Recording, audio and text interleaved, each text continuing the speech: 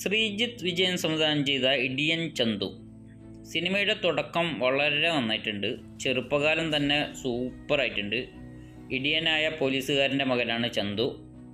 അച്ഛനായിട്ട് ശ്രീജിത്ത് രവിയാണ് കലക്കിയിട്ടുണ്ട് സിനിമയിൽ. ഇടിയൻ ചന്ദ്രൻ്റെ മകൻ ഇടിയൻ ചന്തു. വിഷ്ണു ഉണ്ണികൃഷ്ണൻ്റെ കുട്ടിക്കാലം അഭിനയിച്ച പയ്യൻ സൂപ്പറായിട്ടുണ്ട്. എനിക്ക് സത്യം പറഞ്ഞാൽ വിഷ്ണു ഉണ്ണികൃഷ്ണനെക്കാട്ടും ഇഷ്ടമായത് ആ കുട്ടിക്കാലം അഭിനയിച്ച പയ്യൻ. ആ പയ്യന് സംഭാഷണങ്ങളില്ല, പക്ഷെ ആ കുട്ടീൻ്റെ ഭാവമൊക്കെ ഭയങ്കര എക്സ്പ്രഷനാണ്. എനിക്ക് ഭയങ്കര ഇഷ്ടമായിട്ടുണ്ട് ആ കുട്ടീൻ്റെ ഒരു പെർഫോമൻസ്.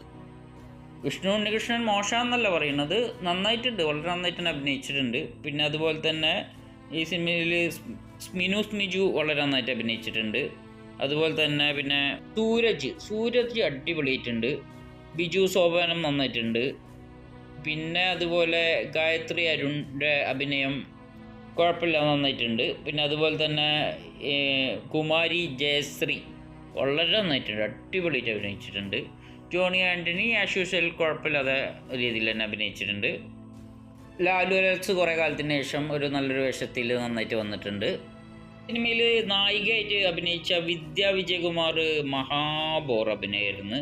അതിൻ്റെ ലുക്കൊക്കെ തല്ലിപ്പൊളിയായിരുന്നു, തീരെ പോരാ. 2 നടിമാരുണ്ട്, അതിൽ ഒരു നടീൻ്റെ കാര്യമാണ് ഞാൻ പറഞ്ഞത്, തീരെ പോരായിരുന്നു, വളരെ ബോറായിരുന്നു.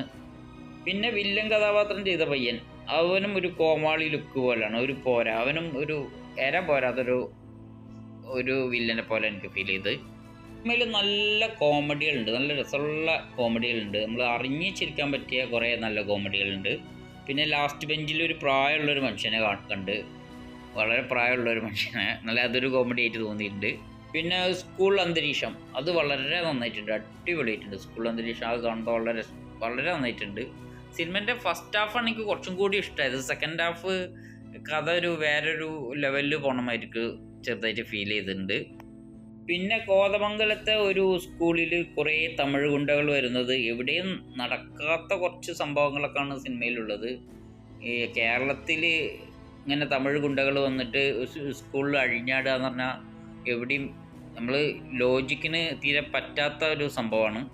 പിന്നെ സിനിമേൻ്റെ ക്ലൈമാക്സ് കൊണ്ടിട്ട് സെക്കൻഡ് പാർട്ടിയിലേക്ക് വിട്ടിട്ടുണ്ട്. ഇടി തുടരും എന്ന് പറഞ്ഞിട്ട് നിർത്തുകയാണ്. സത്യം പറഞ്ഞാൽ ഈ സിനിമയ്ക്ക് സെക്കൻഡ് പാർട്ടിൻ്റെ ആവശ്യമില്ല. ഒരു 1 ടൈം വാച്ചിങ്ങിനുള്ള മൂവി ഉണ്ട്, കണ്ടിരിക്കുക, കുഴപ്പമില്ല. ഇപ്പോഴത്തെ ന്യൂ ജനറേഷൻ പിള്ളേർക്കൊക്കെ ഇഷ്ടപ്പെടും. ഒരു അടിയുള്ള ഒരു മാസ് മൂവി മാതിരിയാണ് എടുത്തിട്ടുണ്ട്. പക്ഷേ കഥയിൽ ചെറുതായിട്ട് എന്തൊക്കെയോ ചെറിയ പാകപ്പിഴകളുണ്ട്, എന്നാലും കുഴപ്പമില്ല, കണ്ടിരിക്കാൻ പറ്റിയൊരു സിനിമ. നിങ്ങൾ ഈ സിനിമ കണ്ടിട്ടില്ലെങ്കിൽ തീർച്ചയായും കാണുക, എന്നിട്ട് നിങ്ങളുടെ അഭിപ്രായം പറയുക. ഞാൻ പുതിയ സിനിമാ വിശേഷങ്ങളുമായി ഉടൻ തന്നെ വരും. അപ്പോഴേക്കും എല്ലാവർക്കും നമസ്കാരം, ബൈ.